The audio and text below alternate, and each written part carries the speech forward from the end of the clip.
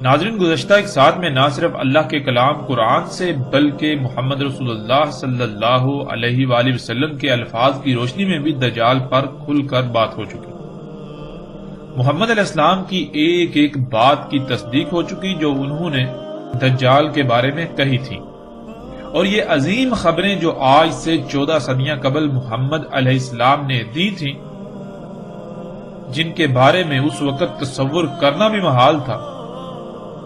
ان خبروں سے نہ صرف محمد علیہ السلام کی حقانیت کا کھل کر اظہار ہوتا ہے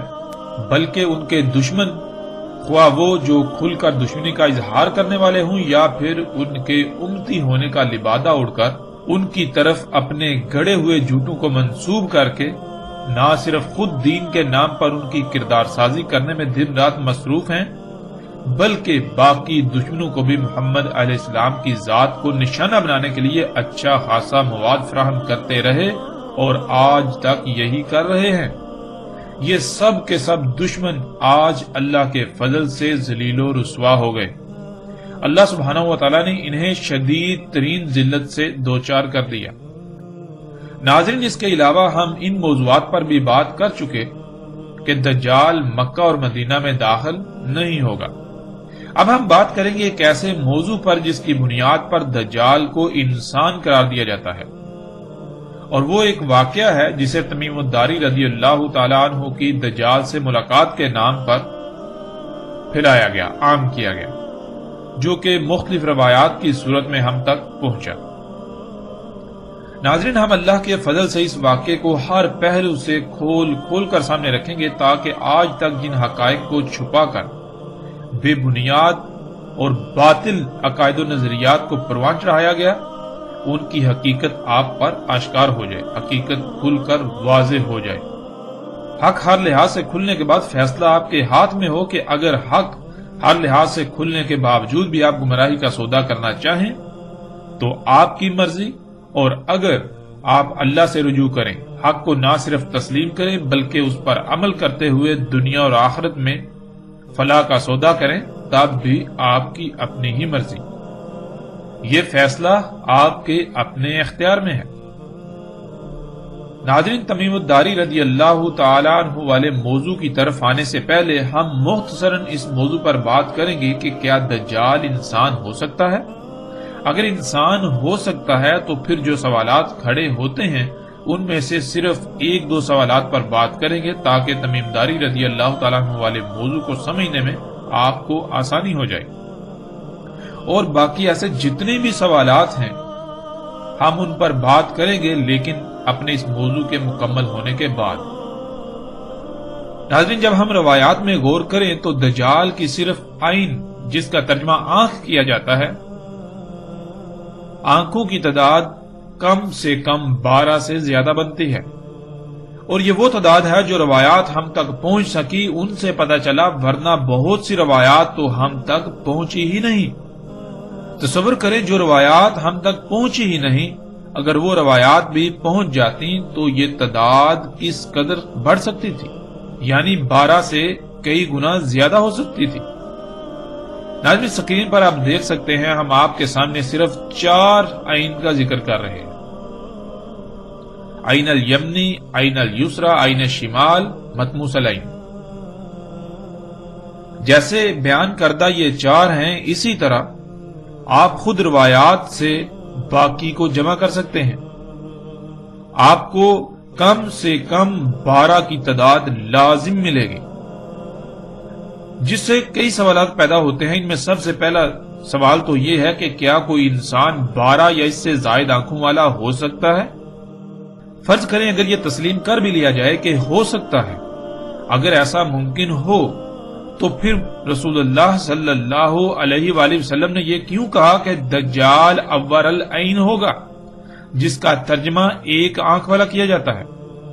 اور اگر مختلف تعویلات پہنا کر یہ ثابت کرنے کی کوشش کی بھی جائے کہ آنکھیں 12 نہیں ہیں، آنکھیں 2 ہی ہیں لیکن ان کی صفات 12 سے زیادہ ہیں، تو پھر بھی ایک سوال پیدا ہوتا ہے، وہ یہ کہ رسول اللہ صلی اللہ علیہ وآلہ وسلم کے واضح الفاظ کی روشنی میں 3 عین کا لازم ذکر ملتا ہے، جیسا کہ آپ دیکھ سکتے ہیں: عین الیسرا، این الیمنی این الشمال۔ تو ناظرین میں دیکھیں، ایک دائیں آنکھ، دوسری بائیں آنکھ اور تیسری شمال والی آنکھ۔ یوں واضح الفاظ میں 3 آنکھوں کا ذکر ملتا ہے، تو کیا کسی انسان کی 3 آنکھیں ہو سکتی ہیں؟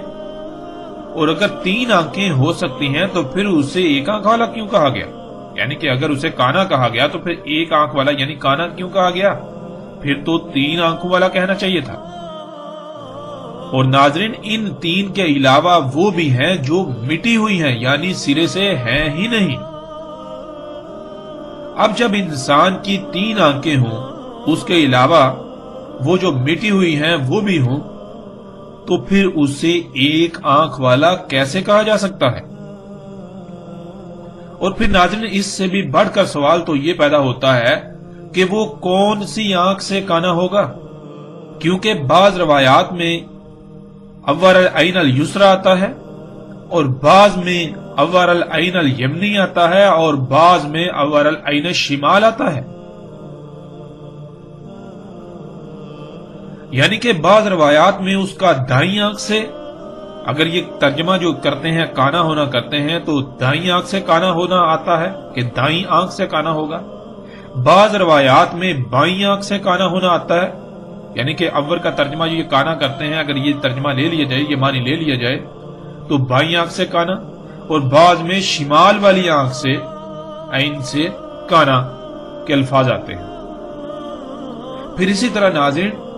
اس کی کون سی آنکھ مٹی ہوئی ہوگی؟ بعض روایات میں دائیں مٹی ہوئی ہوگی جو ان کے تراجم ہیں، ان تراجم کے مطابق، بعض میں بائیں، بعض میں شمال۔ یعنی یہ کہ ناظرین وہ تینوں ہی آنکھوں سے کانا ہے، تو پھر اس کی وہ کون سی آنکھ ہے جس سے وہ دیکھتا ہے، وہ دیکھے گا؟ یقیناً پھر وہ ان کے علاوہ کوئی چوتھی ہوگی، اور پھر جو مٹی ہوئی ہے وہ 5ویں، 6ٹھی، 7ویں، یعنی اسی طرح جو بالکل چپٹی ہے۔ اور ایسے ہی جیسے جیسے آپ غور کرتے چلے جائیں تو اس کی آنکھوں کی تعداد بڑھتی چلی جائے گی۔ اب ناظرین، آپ خود غور کریں کہ وہ کون سی آنکھ سے کانا ہوگا۔ یعنی بعض روایات میں دائیں کا ذکر ہے، بعض میں بائیں کا ذکر ہے، بعض میں شمال کا ذکر ہے، تو کون سی آنکھ سے کانا ہوگا؟ ناظرین، اس سوال کا جواب کسی ایسے شخص کے پاس نہیں ہے، نہ وہ اس سوال کا جواب دے سکتا ہے جو اس بات پر بزد ہے کہ دجال انسان ہوگا۔ ناظرین، یہ صرف چند سوالات ہیں جو صرف اور صرف اسی وجہ سے پیدا ہوئے کہ لوگوں نے پہلے ایک نظریہ قائم کر لیا، پھر اس نظریے کی بنیاد پر احادیث کو یعنی روایات کو توڑ مروڑ کر لوگوں کے سامنے پیش کیا جاتا رہا۔ اور ہر وہ شخص جو دجال کو ایک شخصیت، ایک انسان قرار دینے پر بزد ہے، وہ ان سوالات کے جوابات نہیں دے سکتا۔ اس کے علاوہ درجنوں نہیں سینکڑوں سوالات ہیں جن میں سے بعض پر ہم بات کریں گے، لیکن ہم اس موضوع کے بعد، یعنی کہ جب ہمارا یہ موضوع مکمل ہوگا تو اس کے بعد ہم ان سوالات کی طرف بھی آئیں گے۔ اب جب ناظرین ہم رسول اللہ صلی اللہ علیہ وآلہ وسلم کے الفاظ کو دیکھیں تو رسول اللہ صلی اللہ علیہ وآلہ وسلم نے کہیں بھی یہ نہیں کہا کہ دجال ایک آنکھ والا ہوگا، دجال بائیں آنکھ سے کانا ہوگا، دجال دائیں آنکھ سے کانا ہوگا یا شمال والی آنکھ سے کانا ہوگا، بلکہ رسول اللہ صلی اللہ علیہ وآلہ وسلم کے جو الفاظ ہمیں ملتے ہیں وہ یہ ہیں کہ الدجال اول العین الیسریٰ، الدجال اول العین الیمنی، الدجال اول العین الشمال، اسی طرح باقی عین کا بھی ذکر ہے۔ اور ناظرین، اول کسے کہتے ہیں یہ ہم پچھلی ساتھ میں تفصیل کے ساتھ جان چکے۔ پھر عین کسے کہتے ہیں؟ عین آنکھ کو نہیں کہتے، عین تو کہتے ہیں دیکھنے کے آلے کو، جیسے یعنی کہ اللہ سبحانہ تعالیٰ نے اس بشر کو جو دیکھنے کا آلہ لگایا ہے جسے آپ آنکھ کہتے ہیں، تو جو صفات، جو خصوصیات اس آنکھ میں پائی جاتی ہیں، وہ خصوصیات و صفات جس شے میں بھی، جس آلے میں پائی جائیں گی، اس آلے کو، اس شے کو عین کہا جاتا ہے۔ ناظرین، کسی ایک بھی روایت میں یہ نہیں ہے کہ رسول اللہ صلی اللہ علیہ وآلہ وسلم نے یہ کہا ہو کہ دجال کی ایک آنکھ ہوگی۔ یہ سب کا سب آپ کو تراجم و تفاسیر میں ملے گا، عربی متن میں ایسا کچھ بھی نہیں ہے، اور ایسا آپ کو تراجم و تفاسیر میں اس لیے ملے گا کیونکہ لوگوں نے جو خود کو علماء کہلاتے رہے اور کہلاتے ہیں، انہوں نے دجال کے بارے میں پہلے ایک نظریہ قائم کیا، پھر اپنے اسی نظریے کو، اپنے اسی عقیدے کو روایات کی صورت میں پیش کیا، روایات کو اسی طرح سے توڑا مروڑا گیا۔ اللہ کے فضل سے دجال کے موضوع پر جب بات مکمل ہو چکے گی تو ہم آخر میں ان کے تراجم و تفاسیر کی بھی اچھی طرح سے پول کھولیں گے، آپ کے سامنے حقائق بالکل ہر لحاظ سے سامنے رکھیں گے۔ ناظرین، کسی بھی روایت میں یہ نہیں ہے کہ دجال کی ایک آنکھ ہے، پھر کبھی کہا جاتا ہے کہ وہ دائیں آنکھ سے کانا ہے، کبھی کہا جاتا ہے وہ بائیں آنکھ سے کانا ہے، کبھی کہا جاتا ہے شمال والی آنکھ سے کانا ہے، پھر اس طرح کبھی کہا جاتا ہے کہ دائیں والی جو آنکھ ہے اس سے وہ اس کی سپاٹ ہوگی، یا اس طرح کے ایسے جتنے بھی تراجم موجود ہیں، کوئی ایک بھی ترجمہ عربی زبان کے اصولوں پر پورا نہیں اترتا، اس کا عربی متن کے ساتھ دور دور تک کوئی تعلق نہیں ہے۔ ہم بار بار پیچھے بیان کر چکے کہ عربی دنیا کی واحد ایسی زبان ہے جس کا ترجمہ دنیا کی کسی بھی زبان میں نہیں کیا جا سکتا، مگر صرف اور صرف معنی بیان کیے جا سکتے ہیں۔ آج معنی کے بجائے مفہوم کا لفظ استعمال کیا جاتا ہے اور معنی سے مراد ترجمہ لے لیا جاتا ہے، جو کہ بالکل غلط العام ہے۔ ناظرین، تمام کی تمام روایات میں کہا گیا کہ دجال ہی وہ شے ہے جو یک طرفہ دیکھنے کا آلہ ہے، اور وہ کوئی ایک آلہ نہیں ہے، بلکہ رسول اللہ صلی اللہ علیہ وآلہ وسلم نے اس کی تفصیلات بیان کر دی، جو الحمدللہ پیچھے گزشتہ ایک ساتھ میں گزر چکی۔ اور ناظرین، یہی وہ وجہ تھی جس وجہ سے رسول اللہ صلی اللہ علیہ وآلہ وسلم نے یہ کہا تھا کہ یہ ممکن ہی نہیں کہ دجال تمہاری عقلوں میں آ جائے، یعنی کہ رسول اللہ صلی اللہ علیہ وسلم نے کہا کہ دجال کیا ہے، اس کے بارے میں میں سب کچھ ہر لحاظ سے کھول کھول کر بیان کر چکا، بتا چکا تمہیں، اس کے باوجود بھی یہ ممکن ہی نہیں ہے کہ وہ تمہاری عقلوں میں آ جائے، یعنی کہ دجال تمہاری عقلوں میں آئے گا ہی نہیں۔ اب ناظرین غور کریں کہ رسول اللہ صلی اللہ علیہ وآلہ وسلم ان لوگوں کو مخاطب کر رہے ہیں جن کی زندگی میں دجال نے آنا ہے، ان کو یہ کہہ رہے ہیں کہ تم دجال کو پہچان ہی نہیں سکو گے، دجال تمہاری عقلوں میں ہی نہیں آئے گا، کہ دجال کیا شے ہے وہ تمہاری عقلوں میں نہیں آئے گا۔ اب ناظرین، جن کی زندگی میں دجال نے آنا تھا، آنا ہے، جب ان کی عقل میں ہی دجال نہیں آئے گا، وہ دجال کو سمجھ ہی نہیں پائیں گے، الٹا اس کا مسیحا سمجھ لیں گے، تو ناظرین جن کی زندگی میں دجال نے آنا ہی نہیں تھا، جن کی زندگی میں دجال کا کوئی تصور تک بھی نہیں تھا، تو انہوں نے دجال کے پورے نقشے کیسے کھینچ ڈالے؟ ان کو یہ اختیار کس نے دیا؟ ان کے اوپر کیا وحی نازل ہوئی کہ دجال ایک شخصیت ہوگی؟ اس کا باقاعدہ ایک نقشہ جو ہے وہ ڈیزائن کر دیا۔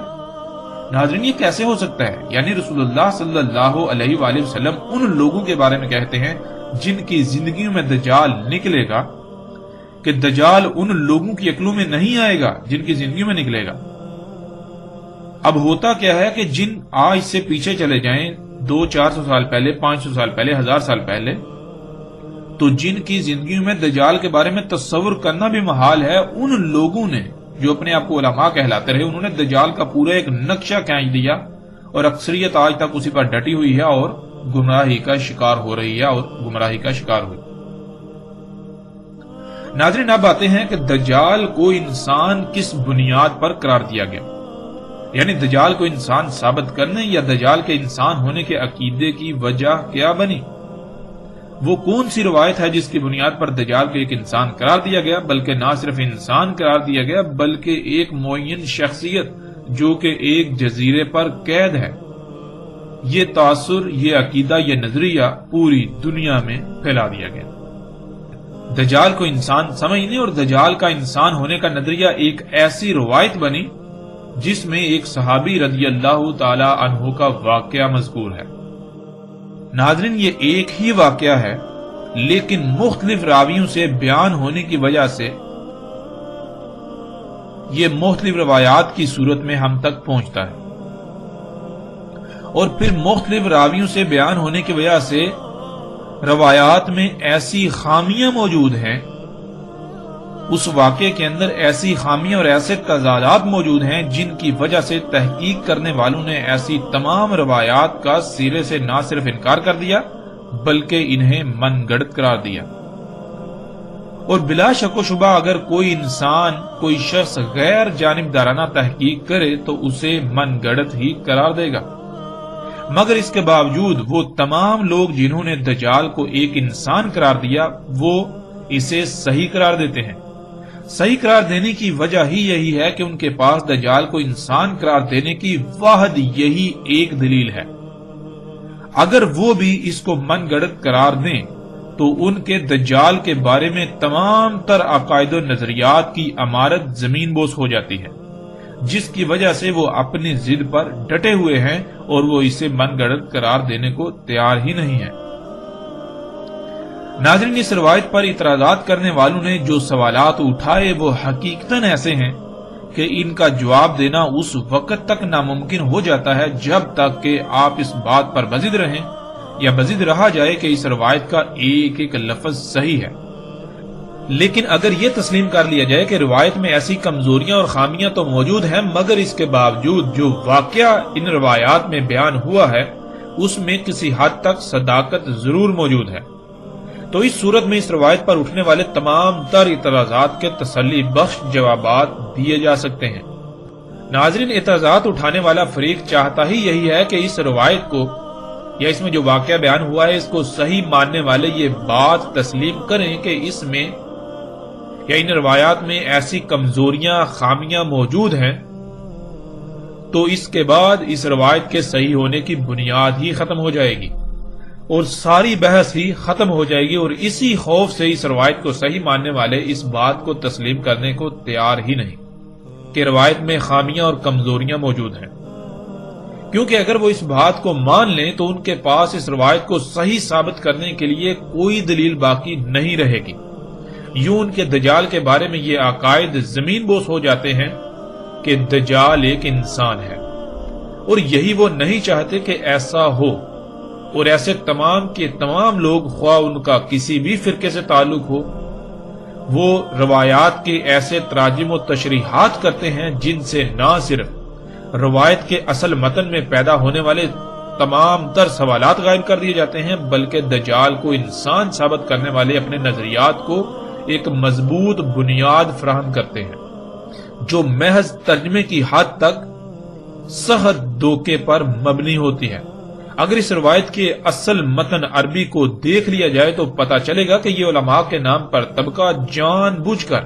علم کے باوجود سادہ لو عوام کو کتنا عظیم ترین دھوکہ دے رہا ہے، نہ صرف اپنی آخرت تباہ کر رہا ہے بلکہ لا تعداد انسانوں کی آخرت سے بھی کھلواڑ کر رہا ہے۔ اور ناظرین، عوام بھی آنکھیں بند کر کے ان کے تراجم و تفاسیر و تشریحات پر ایسے ایمان لے آتی ہے اور لا رہی ہے جیسے کہ یہ اللہ کے مابعوث کیے گئے انبیاء ہوں، اللہ کے رسول ہوں۔ ہم صرف اور صرف اللہ سبحانہ وتعالیٰ کے فضل سے نہ صرف اس روایت کی بنیاد پر دیے جانے والے دھوکوں کو افشا کریں گے بلکہ اس واقعہ کی حقیقت کیا ہے اس کو بھی ہر لحاظ سے ایسے کھول دیں گے کہ کسی قسم کا بھی کوئی ابہام باقی نہ رہے، اور اللہ کے فضل سے کوئی ابہام باقی نہیں رہے گا، ایک ایک بات کھل کر واضح ہو جائے گی۔ ناظرین، سب سے پہلے ہم اس روایت پر تحقیق کریں گے کہ آیا اس روایت کی کوئی وقت ہے بھی یا نہیں، آیا کہ یہ روایت قابل تسلیم ہے بھی یا نہیں، تاکہ اس روایت کی وجہ سے علماء دجال کے دھوکے میں مبتلا لوگوں کے لیے کسی بھی لحاظ سے کوئی بھی پریشانی باقی نہ رہے اور ساری حقیقت کھل کر سامنے آ جائے۔ اور اس بات کے پیش نظر سب سے پہلے اس روایت کو پڑھنے سے جو سوالات سامنے آتے ہیں ہم ان سوالات کو سامنے رکھیں گے، اس کے بعد ہم اس روایت میں بیان کیے جانے والے واقعے کی حقیقت کو کھول کھول کر بیان کریں گے۔ اس لیے ہم سب سے پہلے ایسا کرتے ہیں کہ جن کتب روایات یعنی کتب احادیث میں یہ روایت مذکور ہے ان کتب کے صفحات کو انہی لوگوں کے تراجم کے ساتھ ہم سکرین پر پیش کرتے ہیں تاکہ تمام ناظرین اس روایت کو جہاں جہاں جس کتاب میں بھی یہ آئی ہے اس کو اپنی آنکھوں سے خود پڑھ سکیں۔ اس کے بعد ہم اس پر اٹھنے والے سوالات کو سامنے لائیں گے۔ ناظرین، ہم وقت کی بچت کے لیے سکرین پر اس روایت کو تھوڑا تیزی سے پیش کریں گے، لیکن آپ اسے پڑھنے کے لیے سکرین کو روک روک کر تسلی سے پڑھ سکتے ہیں۔ ناظرین، اس وقت سکرین پر جو روایات آپ کو نظر آ رہی ہیں یہ صحیح مسلم کی ہیں اور انہی لوگوں کے تراجم آپ ساتھ پڑھ سکتے ہیں۔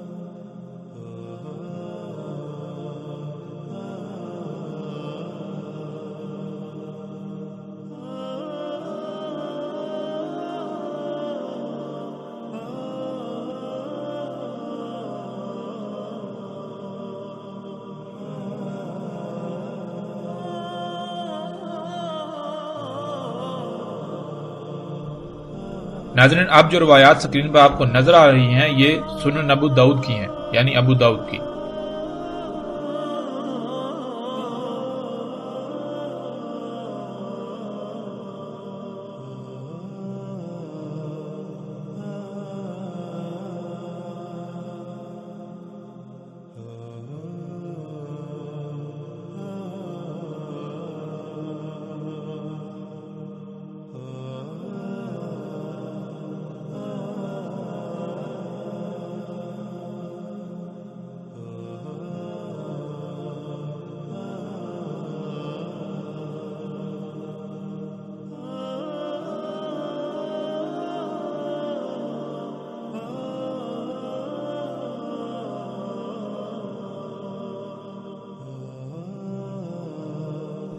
اب جو روایات آپ کو سکرین پر نظر آ رہی ہیں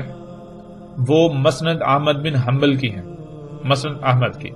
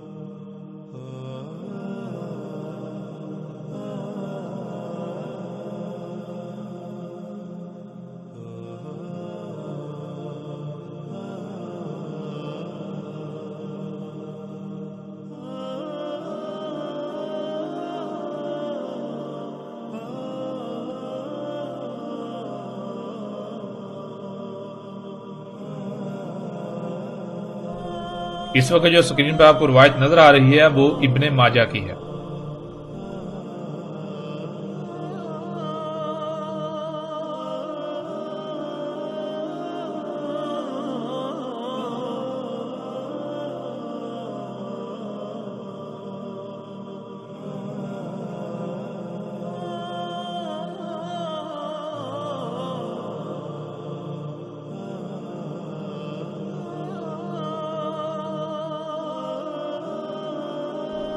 ناظرین ان روایات کو آپ خود پڑھ چکے، اب ان روایات میں پیدا ہونے والے سوالات کو ہم سامنے لائیں گے۔ ان میں سب سے پہلا سوال ہے سوال نمبر 1۔ آپ نے خود پڑھ لیا کہ ایک مقام پر مذکور ہے کہ فاطمہ بنت قیس کہتی ہیں کہ وہ بیوہ ہو گئیں اور عدت گزاریں، جیسا کہ سکرین پر آپ کو مسلم کی روایت کا متن نظر آ رہا ہے۔ اور ناظرین جیسے ہی ہم آگے بڑھیں تو دوسرے مقام پر بیوہ کی بجائے طلاق کا ذکر ہے کہ طلاق کے بعد عدت گزار رہی تھی، جیسا کہ سکرین پر آپ کو روایت کا متن نظر آ رہا ہے۔ ناظرین اب سوال یہ پیدا ہوتا ہے کہ آیا ان میں سے کون سی بات ٹھیک ہے؟ یہ ایک ایسا تضاد ہے جو اس روایت کی صحت کو مشکوک بنا دیتا ہے۔ اس سوال کا جواب دینے کے لیے اسماء اور رجال پر تحقیق کرنے والوں نے یہ ثابت کیا کہ فاطمہ بنت قیس بیوہ نہیں تھی، بلکہ وہ اس وقت مطلقہ تھی، یعنی طلاق یافتہ تھی، ان کو طلاق ہوئی تھی۔ وہ عبداللہ بن عمر بن عثمان کے نکاح میں تھی اور انہوں نے طلاق دی تھی۔ اس پر مسند احمد میں کئی روایات موجود ہیں کہ انہیں طلاق ہوئی تھی۔ روایت کی صحت کو بچانے کے لیے اس مسئلے کا حل تو نکال لیا گیا، لیکن اس حال نے ناقابل حل سوال کو جنم دے دیا، وہ یہ کہ روایت کے مطابق عدت گزارنے سے پہلے ہی ان کی طرف کئی اصحاب رسول کی طرف سے نکاح کا پیغام بھیجا گیا۔ اب سوال یہ پیدا ہوتا ہے کہ کیا اصحاب رسول کو اتنا بھی علم نہ تھا کہ اللہ سبحانہ وتعالی یہ آیات نازل کر چکے ہیں کہ طلاق یافتہ عورت کی عدت پوری ہونے سے پہلے اس کی طرف نکاح کا پیغام نہیں بھیجا جا سکتا، کیونکہ اللہ سبحانہ وتعالی نے دوران عدت دوبارہ رجوع کی گنجائش رکھی ہے۔ اب یہ کیسے مان لیا جائے کہ اصحاب رسول نے ایک طلاق یافتہ عورت جو ابھی عدت میں ہے اس کی طرف نکاح کا پیغام بھیج رہے ہیں؟ کیا رسول اللہ صلی اللہ علیہ وآلہ وسلم کے اصحاب کو اتنا بھی علم نہ تھا؟ اور اس بات کو تو چھوڑیے، روایت میں تو محمد رسول اللہ صلی اللہ علیہ وآلہ وسلم کی ذات پر بھی بہتان عظیم باندھا جا رہا ہے کہ خود محمد رسول اللہ صلی اللہ علیہ وآلہ وسلم نے بھی اسامہ بن زید کے لیے نکاح کا پیغام بھجوا دیا، حالانکہ متعلقہ نے اپنی عدت بھی پوری نہیں کی۔ کیا محمد رسول اللہ صلی اللہ علیہ وآلہ وسلم اللہ کے نبی ایسا کر سکتے ہیں کہ ایک متعلقہ عورت جس کی ابھی عدت بھی پوری نہیں ہوئی، ابھی وہ دوبارہ رجوع کر سکتے ہیں، تو اس کی طرف نکاح کا پیغام بھیجا جا رہا ہو؟ کیا ایسا ممکن ہے؟ ناظرین، یہ ایسے سوالات ہیں کہ ان کے جوابات چاہ کر بھی تراشے نہیں جا سکتے، کیونکہ نہ تو یہ واقعہ مکی دور کا ہے اور نہ ہی ہجرت کے بعد مدنی دور کے اوائل یعنی شروع کا ہے، بلکہ یہ واقعہ مدنی دور کے آخری وقت 10 ہجری کا ہے۔ اگر تو مکی دور کی بات ہوتی تو کئی جواز پیش کیے جا سکتے تھے، حالانکہ مکی دور میں بھی ایک نبی ہرگز ایسا نہیں کر سکتا تھا، کیونکہ نبی وحی کا پابند ہوتا ہے اور اللہ سبحانہ وتعالی نبی کو ایسے کسی کام کے حلال کر لینے کی اجازت نہیں دیتا۔ نبی جان بوجھ کر ایسا کام نہیں کر سکتا الا یہ کہ جس حالت میں اللہ سبحانہ وتعالی نے گنجائش رکھ دی، یعنی اجازت دے دی۔ ناظرین، اس واقعہ کے علاوہ ایسی مسند احمد سمیت بعض کتب میں روایات موجود ہیں جن میں یہ واضح ہے کہ ان کی طرف نکاح کا پیغام عدت گزرنے کے بعد بھیجا گیا، لیکن ان روایات کا اس واقعہ والی روایت سے تعلق ہی نہیں ہے، جس سے اس واقعہ والی روایت کی صحت مزید مشکوک اور کمزور ہو جاتی ہے۔ سوال نمبر 2، مسلم کی روایت میں دیکھیں کہ شبی کہتے ہیں کہ وہ فاطمہ بنت قیس سے پوچھنے گئے کہ متعلقہ عورت عدت کہاں گزارے، جیسا کہ سکرین پر آپ کو روایت کا عکس نظر آ رہا ہے۔ ناظرین، اب سوال یہ پیدا ہوتا ہے کہ جب شبی مدینہ آئے ہی تھے اور ان کا سوال تھا تو انہوں نے اس سوال کے جواب کے لیے فاطمہ بنت قیس کے پاس جانا ہی کیوں مناسب سمجھا؟ کیا امہات المومنین مدینہ میں موجود نہیں تھی؟ کیا خلیفہ موجود نہیں تھے؟ یا کوئی ایسا مرد موجود نہیں تھا جو ان کے اس سوال کا جواب دے سکتا تھا؟ اور پھر ناظرین، اس سے بھی بڑا سوال تو یہ پیدا ہوتا ہے کہ اس روایت سے تو یہ بات ثابت ہوتی ہے کہ نعوذ باللہ ثم نعوذ باللہ اصحاب رسول قرآن سے ہی ناواقف تھے۔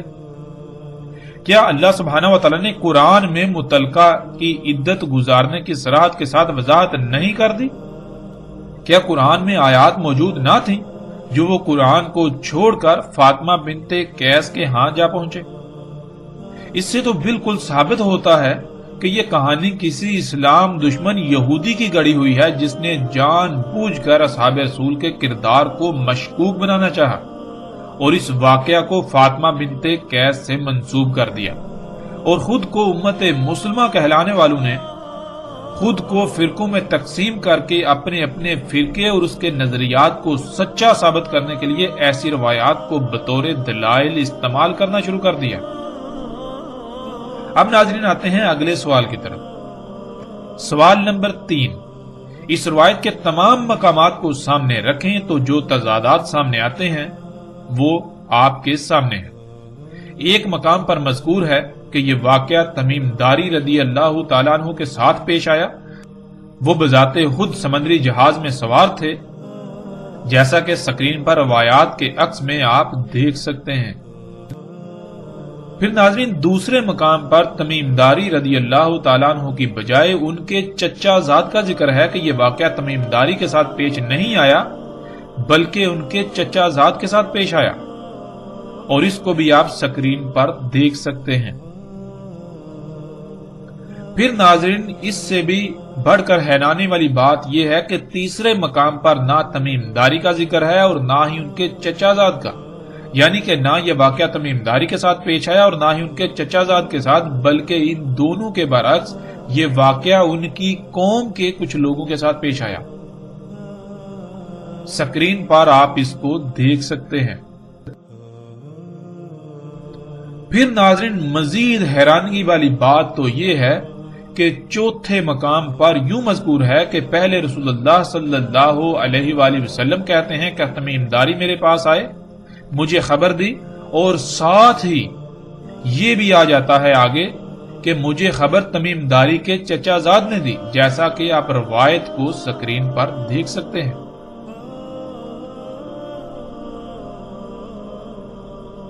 ناظرین، اب سوال یہ پیدا ہوتا ہے کہ آیا تمیم داری رضی اللہ تعالیٰ نے خبر دی یا پھر ان کے چچا زاد نے؟ اب یہ کیسے ہو سکتا ہے کہ رسول اللہ صلی اللہ علیہ وآلہ وسلم کے پاس تمیم داری آئیں اور وہ خبر دیں، پھر رسول اللہ صلی اللہ علیہ وسلم یہ کہیں کہ یہ خبر تمیم داری کے چچا زاد نے دی؟ پھر ناظرین، پانچویں مقام پر نہ تمیم داری رضی اللہ تعالیٰ کا ذکر ہے اور نہ ہی ان کے چچا زاد کا، اور نہ ہی ان کی قوم کے ان لوگوں کا جن کا پیچھے ذکر ہو چکا، بلکہ اس مقام پر ان کی قوم کے نامعلوم لوگوں کا ذکر ہے کہ یہ واقعہ ان کے ساتھ پیش ہے، جیسا کہ سکرین پر آپ روایت کے عکس کو دیکھ سکتے ہیں۔ ناظرین، اب آپ ان پانچوں مقامات کو سامنے رکھیں تو سامنے آنے والے تضادات ایسے ہیں جو اس روایت کی صحت کو نہ صرف مشکوک بنا دیتے ہیں بلکہ ناقابل قبول بنا دیتے ہیں اور من گڑت قرار دیتے ہیں۔ لیکن حیران کن بات یہ ہے کہ خود کو علماء کہلانے والوں کی اکثریت نے عام عوام میں یہی پھیلایا ہوا ہے کہ یہ واقعہ تمیم داری رضی اللہ تعالیٰ عنہ کے ساتھ پیش آیا، اور اس کا دوسرا رخ جو ابھی سامنے لایا جا رہا ہے، ہم آپ کے سامنے لا رہے ہیں، اس کو سرے سے چھپا دیا جاتا ہے، جو کہ بہت بڑا دھوکہ ہے۔ آپ اپنی آنکھوں سے تمام مقامات کو سامنے رکھ کر فیصلہ کریں کہ کیا سب کو ہی صحیح تسلیم کیا جا سکتا ہے، حالانکہ واقعہ تو صرف ایک ہی ہے، واقعہ ایک سے زائد نہیں، ایک ہی واقعہ ہے۔ یہ بات اس روایت کی صحت کو غیر معمولی طور پر مشکوک بنا دیتی ہے۔ اور ناظرین، سب سے بڑا سوال تو یہ پیدا ہوتا ہے کہ جن لوگوں نے آج تک دھوکہ دیا وہ اس دوسرے پہلو کو سامنے کیوں نہ لے کر آئے؟ کیوں نہ ان دونوں پہلوؤں کو عوام کے سامنے، لوگوں کے سامنے رکھا اور پھر یہ کہا کہ فیصلہ آپ کے ہاتھ میں، آپ کے اختیار میں، آپ خود فیصلہ کرو؟ ایسا کیوں کیا گیا کہ جو ایک رخ ہے اس کو بالکل سرے سے چھپا دیا گیا، اس کی لوگوں کو بھنک میں نہ پڑنے دی، اور اپنے مفادات کے حصول کے لیے، اپنے باطل عقائد و نظریات کو پروان چڑھانے کے لیے، انہیں پھیلانے کے لیے، انہی پر لوگوں کو قائم کرنے کے لیے اس بہت بڑے دھوکے کو عام کیا گیا، لوگوں کو دھوکہ دیا گیا اور اس دجل سے کام لیا گیا۔ آخر ایسا کیوں؟ کیا آپ ایسے لوگوں سے سوال کریں گے؟ کیا ان سے آپ یہ سوال اٹھائیں گے؟ کیا آپ پر یہ فرض نہیں ہے؟ پھر ناظرین آگے بڑھتے ہیں، سوال نمبر 4۔ ایک مقام پر مذکور ہے کہ رسول اللہ صلی اللہ علیہ وآلہ وسلم نے عشاء کی صلاۃ کے بعد یہ واقعہ بیان کیا، جیسا کہ سکرین پر آپ روایت کا عکس دیکھ سکتے ہیں۔ لیکن اس کے برعکس دوسرے مقام پر عشاء کی صلاۃ کے برعکس ظہر کی صلاۃ کے بعد اس واقعے کو بیان کرنے کا ذکر ہے، اور سکرین پر آپ عکس دیکھ سکتے ہیں، روایت کا عکس آپ کے سامنے ہے۔ اور پھر حیران کن طور پر دونوں روایات یعنی دونوں مقامات پر راوی ایک ہی ہے، یعنی واقعہ بیان کرنے والی فاطمہ بنت قیس ہی ہیں۔ فاطمہ بنت قیس ایک مقام پر کہہ رہی ہیں یہ واقعہ عشاء کی نماز کے بعد رسول اللہ صلی اللہ علیہ وسلم نے سنایا، اور دوسرے مقام پر کہہ رہی ہیں کہ یہ واقعہ ظہر کی نماز کے بعد رسول اللہ صلی اللہ علیہ وآلہ وسلم نے سنایا۔ اب ناظرین، یہ ایسا کیسے ہو سکتا ہے؟ ناظرین، اب سوال یہ پیدا ہوتا ہے کہ جب یہ بات بالکل مصدقہ ہے کہ رسول اللہ صلی اللہ علیہ وآلہ وسلم نے ایک ہی بار یہ واقعہ بیان کیا، تو پھر یہ کیسے ہو سکتا ہے کہ اتنا اہم واقعہ انسان بھول جائے، کوئی شخص بھول جائے، یا کوئی پریشانی ہو یاد رکھنے میں کہ کس وقت بیان کیا؟ اب یہ تو ممکن ہی نہیں ہے کہ دونوں باتوں کو صحیح تسلیم کر لیا جائے، اس لیے یہ بات بھی اس روایت کی صحت کو سخت ترین مشکوک بنا دیتی ہے۔ یہ بھی ایک ایسا تضاد ہے جس کا جواب دینا ناممکن ہے، الا یہ کہ اس کی بنیاد پر روایت کو من گڑت قرار دیا جائے۔ اس کے علاوہ اس تضاد کو دور نہیں کیا جا سکتا اور نہ ہی کوئی تسلی بخش جواب دیا جا سکتا ہے۔ پھر ناظرین آگے بڑھتے ہیں، آگے سوال نمبر 5۔ ایک مقام پر یہ ہے کہ مخالف ہوا کی سمت سے سمندری لہروں میں 1 مہینہ تک گھرے رہے، اور بالآخر ایک جزیرے پر ان کا جہاز جا لگا اور وہ چھوٹی کشتیوں میں سوار ہو کر جزیرے میں گئے، جیسا کہ روایات کے عکس کو آپ سکرین پر دیکھ سکتے ہیں اور خود اسے پڑھ بھی سکتے ہیں۔ ناظرین، اس کے برعکس دوسرے مقام پر مسند احمد کی روایت میں ہے کہ اچانک طوفان آ گیا اور ان کا جہاز ایک جزیرے پر جا لگا۔ جیسا کہ سکرین پر آپ کو روایت کا عکس نظر آ رہا ہے۔ ناظرین، اس کے برعکس تیسرے مقام پر یہ مذکور ہے کہ جہاز میں سوار لوگوں کا کھانا ختم ہو گیا اور وہ کھانے کی تلاش میں خود جزیرے پر گئے، اور اسے بھی سکرین پر آپ دیکھ سکتے ہیں۔ اور پھر ناظرین، انتہائی حیران کن طور پر چوتھے مقام پر ان تینوں کے برعکس پانی کا ذکر ملتا ہے کہ پانی ختم ہو گیا اور پانی کی تلاش میں جزیرے میں گئے۔ سکرین پر آپ دیکھ سکتے ہیں۔ پھر ناظرین، چھٹے مقام پر یہ مذکور ہے، یعنی کہ پہلے پانچوں مقامات کی نفی کرتے ہوئے،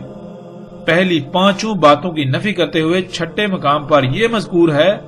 کہ ان کا جہاز ٹوٹ گیا، یعنی تباہ ہو گیا، اور وہ لوگ جہاز کے تختے پر سوار ہو کر ایک جزیرے پر جا لگے، اور اسے بھی آپ سکرین پر اپنی آنکھوں سے دیکھ سکتے ہیں۔ اور ناظرین، امام ابو داؤد نے تو اپنی مسند ابو داؤد میں، جو کہ سیاہ ستہ میں سے ایک کتاب ہے، اس میں یہاں تک لکھا ہے کہ ان میں سے صرف ایک ہی شخص زندہ باقی بچا، باقی سب کے سب غرق ہو گئے، اور جو زندہ بچا اس میں تمیم داری کا نام ہی نہیں بلکہ کسی اور کا نام ہے، جیسا کہ آپ سکرین پر اس کا عکس بھی دیکھ سکتے ہیں۔ امام ابو داؤد کے الفاظ کو خود دیکھ سکتے ہیں۔ امام ابو داؤد اپنے الفاظ میں بالکل واضح یہ کہتے ہیں کہ ابن زدران بصری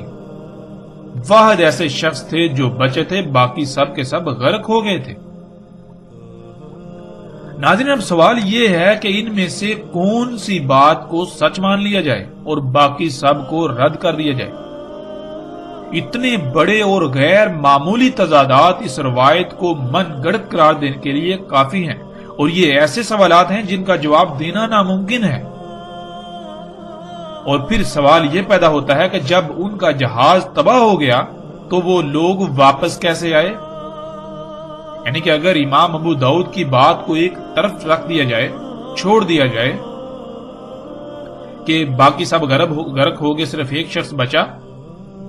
اگر یہ تسلیم کر لیے جہاز غرق ہو گیا اور وہ سب بچ گئے، لیکن وہ سب کے سب لوگ جہاز تباہ ہونے کے باوجود واپس کیسے آ گئے؟ کس طرح واپس پہنچے؟ امام ابو داؤد کے مطابق ان میں صرف ایک ہی شخص زندہ بچا، باقی سب غرق ہو گئے، تو پھر یہ سب رسول اللہ صلی اللہ علیہ وآلہ وسلم نے بیان کیوں نہ کیا؟ وہ شخص وہاں سے واپس کیسے آیا؟ اس کی بجائے تمیم داری رضی اللہ تعالیٰ عنہ نے واقعہ کیوں سنایا؟ نہ صرف تمیم داری رضی اللہ تعالیٰ عنہ کا ذکر آتا ہے بلکہ ان کے چچا زاد کا بھی، اور ان دونوں کے علاوہ غیر معلوم شخصیت کا بھی ذکر آتا ہے، اور پھر ان تینوں کے برعکس ان کی قوم یا پھر ان کی قوم کے بھی غیر معلوم لوگوں کا ذکر آتا ہے۔ آخر یہ سب تضادات کہاں سے آگے؟ کہیں پر پانی کی تلاش میں جزیرے پر جانے کا ذکر، تو کہیں پر روٹی کی تلاش میں، کہیں پر جہاز بھٹک کر خود ہی جا لگا، کہیں پر جہاز تباہ ہو گیا۔ آخر یہ تمام تر سوالات کے جوابات کیسے حاصل ہو سکتے ہیں؟ یہ ایسے سوالات ہیں جو اس روایت کو من گڑت قرار دینے کے لیے کافی ہیں، اور کوئی بھی اس کی مخالفت نہیں کر سکتا۔ اگر کوئی مخالفت کرے گا تو اس کو ان تمام سوالات کے جوابات دینا لازم ہوں گے، جو کہ ناممکن ہے۔ اس طرح ناظرین، سوال نمبر 6، ایک مقام پر یہ ہے کہ رسول اللہ صلی اللہ علیہ وآلہ وسلم نے خود تمیم داری سے یہ سن کر بیان کیا، لیکن دوسرے مقام پر اس کے برعکس یہ مذکور ہے کہ رسول اللہ صلی اللہ علیہ وآلہ وسلم نے تمیم داری رضی اللہ تعالیٰ عنہ کو سامنے نکالا، اور تمیم داری نے یہ واقعہ لوگوں کے سامنے بیان کیا، جیسا کہ آپ سکرین پر روایات کے عکس کو دیکھ سکتے ہیں۔ ناظرین، اب یہاں سوال یہ پیدا ہوتا ہے کہ ان میں سے کس بات کو صحیح تسلیم کیا جائے؟ اگر دونوں میں سے ایک کا رد کیا جائے تو اس کی بنیاد کیا ہوگی؟ یہ کیسے ثابت ہوگا کہ جسے رد کیا جا رہا ہے، جسے ترک کیا جا رہا ہے، وہی غلط ہے، اور جو بات لی جا رہی ہے وہی ٹھیک ہے؟ یہ بھی تو ہو سکتا ہے کہ دونوں ہی غلط ہوں۔ یہ سوال بھی اس روایت کی صحت کو مشکوک اور ناقابل اعتماد بنا دیتا ہے۔ اب ناظرین بڑھتے ہیں اگلے سوال کی طرف۔ سوال نمبر 7، روایات میں مذکور ہے کہ جساسہ سے ملاقات ہوئی، اور یہ کہا جاتا ہے کہ وہ ایک جانور تھا، تو یہاں سوال یہ پیدا ہوتا ہے کہ کہیں اسے جانور لکھا اور کہا جاتا ہے، اور کہیں پر یہ کہا جاتا ہے کہ وہ ایک عورت تھی جس پر اتنی کثرت سے بال تھے کہ اس کے اگلے اور پچھلے حصے کا پتہ ہی نہیں چلتا تھا، جیسا کہ سکرین پر روایات کو آپ دیکھ سکتے ہیں، خود پڑھ سکتے ہیں۔ تو ناظرین، کیا وہ جانور تھا یا ایک عورت؟ اگر جانور تھا تو اس جانور نے ان سے کس زبان میں بات کی اور کیسے بات کی؟ وہ لوگ عرب تھے تو ظاہر ہے ان کی زبان عربی تھی، تو اس جانور نے ان کے ساتھ عربی زبان میں اتنی روانی سے کیسے بات کی؟ کیا ایسا ممکن ہے؟ اور اگر وہ جانور نہیں تھا بلکہ عورت تھی تو وہ عورت وہاں کہاں سے آ گئی؟ اور پھر وہ کیسی عورت تھی جس پر بالوں کی اتنی کثرت تھی کہ نہ ہی اس کا اگلا اور نہ ہی اس کا پچھلا حصہ واضح تھا، پچھلے حصے کا پتہ چلتا تھا؟ کیا کوئی انسان ایسا ہو سکتا ہے، یعنی کوئی بشر ایسا ہو سکتا ہے؟ اور اس عورت نے ان سے کس زبان میں بات کی؟ اگر عربی میں بات کی تو وہ عورت عربی کیسے جانتی تھی؟ ناظرین، یہ ایسے سوالات ہیں کہ جن کے جوابات دینا بالکل ناممکن ہے۔ جیسے جیسے ہم آگے بڑھیں گے، آگے چل کر اس چیز کی بالکل کھل کر وضاحت ہو جائے گی کہ وہ جساسہ کیا تھا، جس کو عورت کہا گیا، بلاہر اس کی حقیقت کیا تھی۔ ہر لحاظ سے الحمدللہ آگے جا کر وضاحت ہو جائے گی۔ اب بڑھتے ہیں آگے سوال نمبر 8 کی طرف۔ سوال نمبر 8، ناظرین، ایک مقام پر ہے کہ انہوں نے جساسہ پر سلام بھیجا اور اس نے ان کے سلام کا واپس جواب بھی دیا، لیکن اس کے برعکس دوسرے مقام پر ملتا ہے کہ انہوں نے کہا تیرے لیے ویل ہو، جس کے معنی ہلاکت کے کیے جاتے ہیں، حالانکہ ویل جہنم کی گاٹیوں میں سے ایک گاٹی ہے۔ ان دونوں مقامات کو واضح طور پر روایات کے دیے گئے عکس میں آپ سکرین پر دیکھ سکتے ہیں۔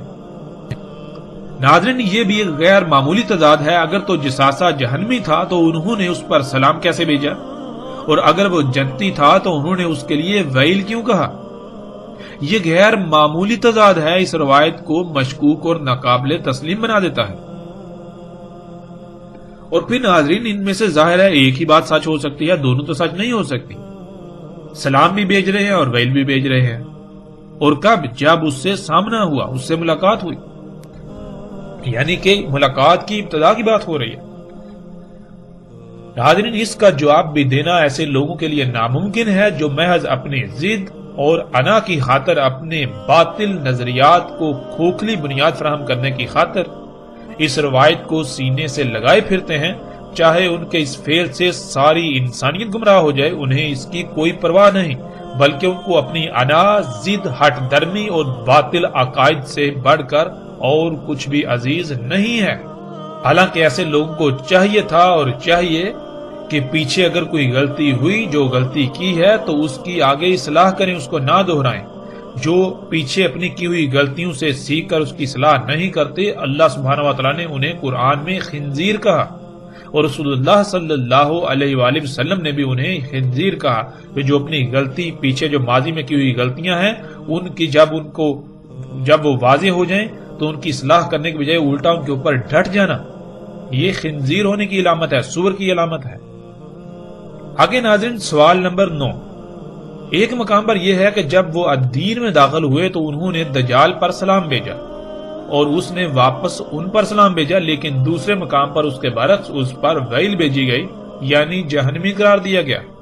جیسا کہ روایات کے عکس آپ سکرین پر دیکھ سکتے ہیں۔ سوال نمبر 10، روایات میں ایک مقام پر الدیر کا لفظ آیا ہے کہ اس الدیر میں داخل ہو جاؤ، تو وہیں دوسرے مقام پر الدیر کی بجائے کسر کا لفظ استعمال ہوا ہے۔ ناظرین، دونوں الفاظ میں زمین و آسمان کا فرق ہے۔ کسر کہتے ہیں محل کو، اور الدیر کے معنی آگے آئیں گے تفصیل کے ساتھ۔ یہاں یہ بھی سوال پیدا ہوتا ہے کہ ان دونوں میں سے ایک ہی صحیح ہو سکتا ہے، اور وہ کون سا مقام صحیح سمجھا جائے، اور ایک کو صحیح اور دوسرے کو غلط ثابت کرنے کے لیے کن دلائل کا سہارا لیا جائے گا کہ جس سے انسان کو تسلی ہو جائے کہ یہی صحیح ہے۔ یہ بھی ایسا تضاد ہے جو اس روایت کی صحت کو مشکوک بنا دیتا ہے۔